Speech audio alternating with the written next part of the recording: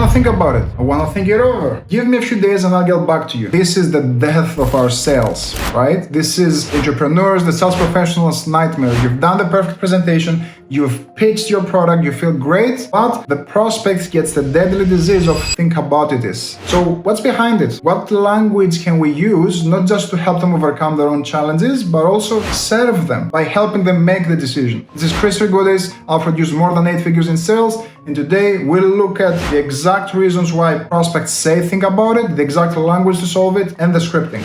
Let's dive right in.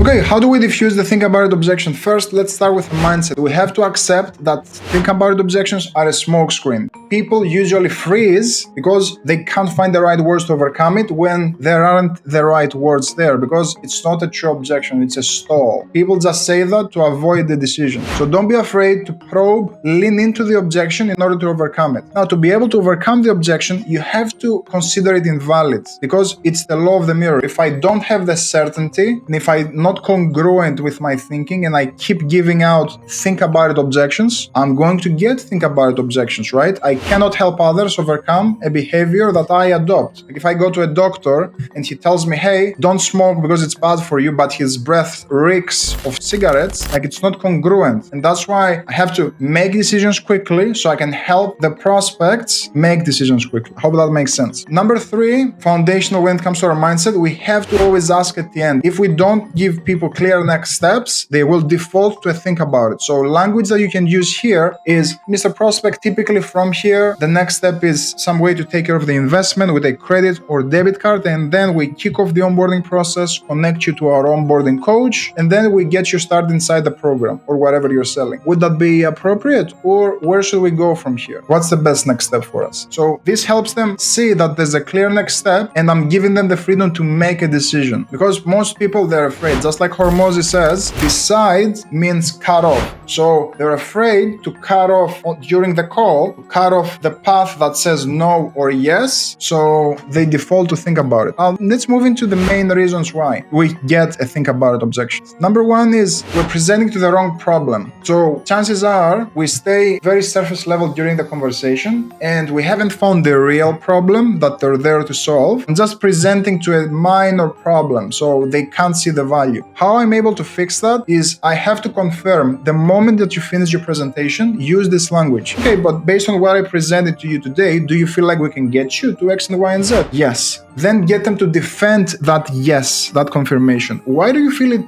can help you though? And now, once they defend that yes, they own that decision. What I like to do also is double confirmation. So with what I have just gone through, the step-by-step X and Y and Z, is there any way that you can think of that this is not going to work for you though? Now, this eliminates every single value objection. So once they double confirm here, any objection that might come up will be a money one, because they just confirm that they see the value. Let's move into reason number 2. It's cost of action, which is your price, is higher than the cost of inaction, which is the gap that we build in their mind between hell, their present situation, and heaven, their future situation. What's their ideal? So if I don't do a good job showing them the cost of inaction, which is what they're missing out right now in terms of money, time, or energy, if I don't do a good job stretching that gap, we're going to hear, think about it, and then, yeah, it's too expensive, I don't see the value in this. How we're able to fix that is we have to go back and use what I call the $1 million reset button, which is this question: what had you considering making a change in the first place though? Once you use that, you help them go back to a problem so you can do more digging. Number 3 is we have a long and confusing presentation. Your presentation always has to be under 5 or 10% of the interaction. The longer the presentation, the more think about objections that we trigger. If your sales conversation is 60 minutes, keep your presentation under 6. The rest of the time, you should be asking powerful questions to get them to think. These 2 tactics, I'm only going to reveal with private one-on-one clients. This is where I'm working with them, because this is too risky stuff to have out in the public. It's too potent, and I want to make sure that we're selling only ethical solutions. And the last reason when it comes to the value price objection is we have a sales process issue. And this comes up where people don't want to say no right there on the call, and they just sigh. They're not the real decision maker. They don't like us, or they don't trust us. And this, it's a sales process. Either we're not asking the right questions to pre-qualify, or we're not building enough trust during the call. So whatever we present, even if it's the best thing ever, people just don't like us enough to buy. Let's move into the second, the overarching overarching reason why people say think about it, and it's because of money. So what I want you to do here is, let's say you share a think about it, you confirm value like we using the language that we went earlier, and now how you want to penetrate that think about it is, that's not a problem. May I ask what's coming up for you that you wanted to go over in your mind, just in case I can help here. A lot of times people will say, yeah, it's the money. If not, I want to give you another way out. And if people say, yeah, I just want to think about it, I want you to slow down your tonality, lean in, and I want you to say, is it, I guess, between you and me here, is it a money thing? And this will diffuse that resistance at the end of the call, and it will get them to say, yeah, it's a money thing. Now, what language are we using? I want you to use, if you did have the funding, would you move forward with the program? So we're isolating the objection, we're putting the money to the side. If you did have the money to do it, would you move forward? And once they say yes, again, we want them to defend that yes. Once they defend that yes, why would you do it? Oh yeah, because I feel this is gonna benefit me. You move forward with, yeah, I can understand that money might be an issue. How do you think you can resolve that where you can come up with the money so you don't have to postpone getting to the goal? I want you to see what I'm doing here. First, I'm putting the ball back on them. I'm not a bank, so I cannot lend them money, but I'm not there to save the sale. I want them to brainstorm if they can use a credit card, if they can ask for a friend, or if they can find the funding in any way. But instead of just asking them, where can you come up with the money, I'm tying it back to their goal, so you don't have to postpone getting to that goal. And from there, I can help them brainstorm. The last reason why is the fear or uncertainty. So people, a lot of times they have the money, they're just too fearful to move forward, right? It's too much money for them, too much of an investment at that time. First, as always, we confirm value. Then we do the money objection flow. But as you're taking people through the money objection flow, what might happen here is we'll say something like, yeah, I mean, I have the money, but I'm just want to think about it, blah, blah, blah, blah. When you hear that, it's a fear objection. And this is the language that you use to penetrate through that. Yeah, that's not a problem. I want to use that language. Think back. What are they saying? They're saying, I want to think about it. When people say I want to think about it, they mean I want to think about your solution, right? So I have to reframe, take them from a solution-based thinking to a problem-based thinking. So this is what, using their language, this is what I'll use. That's not a problem. How long have you been thinking about making a change though? Oh, I've been thinking about making a change for 3 months. Then I ask them, okay, so you've been thinking about making a change for 3 months. How much do you think that has cost you in terms of money, time, energy? Most times people will say, yeah, it's probably costing me like 3,000 a month. Okay, so 3,000 a month for the past 3 months, that's 9,000 right there. So I guess in your mind, which is more risky?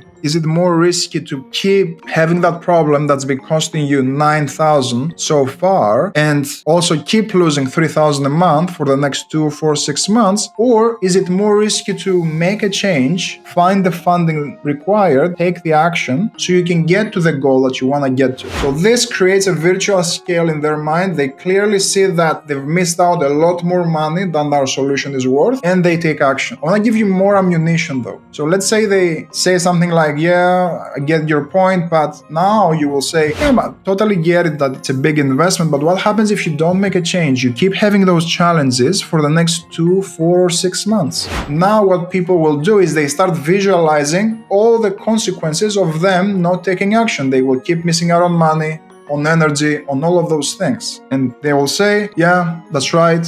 I will keep missing out on revenue or energy. Let's move forward. I want you to give you another. Let's go deeper. Let's say you still have resistance. Again, this is not pushy sales, guys. I just want, and no is perfectly fine. I want to make it clear. What I don't want to happen is them having this horrible disease, which is called think about it is, and allowing them to just keep pushing it back and losing all the benefits that they could have had. This is not about getting the sale. It's about helping them. So I want to ask them, how much longer do you feel you can spend not taking the steps required so you can lose the weight and have the energy that you want in the next 2, 4, 6 months? Like how much longer? Is it 2 months, 4 months, 6 months? Oh no, I cannot postpone it. Oh, why? Why cannot you postpone it? Because I'll keep missing out on this.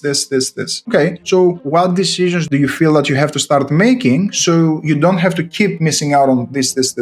And now they will realize that I'm the person to help the problem because I'm helping them make that decision. I'm not there to hard sell them, guys. The last reframe that I'm going to use, I want you to have multiple versions, is when people say, yeah, I just want to think about it. Yeah, that makes sense, because as you're making this transition from the hell that you are today, and of course I'm not going to say hell, I'm going to say from being 50 pounds overweight to being the athlete that you want to be, there's an unknown gap in between, right? You don't see the journey. And stepping into the unknown, it is scary, and that's why most people, they stay overweight. The thing is, that fear is supposed to be there. But behind that fear, there's excitement also, right? It's the duality of emotions. The excitement comes from taking the right steps towards getting to that heaven. Now, we can allow that fear of change to keep us frozen in place, or we can use that fear to take action because of it. So, what do you feel puts you in the best possible position to win? All I'm asking them, I'm letting them make the decision, and a lot of times this has helped people overcome their fears, take action, and get insane results because of it. So that's pretty much it, guys. Hope this was valuable. If this is something that you find value in, that you've watched more than 2 of my videos, hey, where are your manners? Hit subscribe, like this video, and if you want more hands-on help, you can always reach me on Instagram or leave a comment with help below, and I can reach out, see if I can help you grow, or link in the description with my booking link if you want to chat. Now, if you want to pre-handle the Think About It objection, you have to know how to make compelling presentations. So I'm gonna link up a video right after this one on how you can make perfect presentations so you never hear Think About It to begin with. That's all I had for you. I'll see you on the next one.